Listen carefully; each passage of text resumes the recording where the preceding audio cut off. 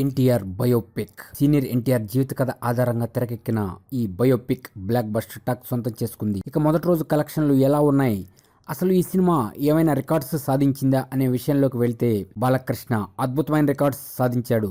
అయితే ఇక్కడ అబ్బాయి జూనియర్ ఎన్టీఆర్ అరవింద సమేత వీరరాఘవతో విభత్సం చేశాడు. 46 కోట్లకు పైగా మొదటి రోజు కలెక్ట్ చేసి 26 కోట్లకు పైగా షేర్ ని కలెక్ట్ చేసిన ఈ అరవింద సమేత వీరరాఘవకి దగ్గర పోటీనిచ్చాడు బాబాయ్ బాలకృష్ణని. ఇప్పటికే ట్రేడ్ ఒక అంచనాకు వచ్చింది. అయితే మొదటి రోజు కలెక్షన్లు ఎన్టీఆర్ బయోపిక్ కథానాయకుడు దగ్గర 40 కోట్లు ఉన్నాయి అని ఇప్పుడే వార్తలు వస్తున్నాయి. అయితే అఫీషియల్గా లెక్కలైతే బయటకు రాలేదు, కానీ 2-3 రోజుల్లో రావచ్చు అంటున్నారు. అయితే కొన్ని న్యూస్ని బట్టి ఈ సినిమా మొదటి రోజు 50 కోట్ల క్లబ్లో చేరింది.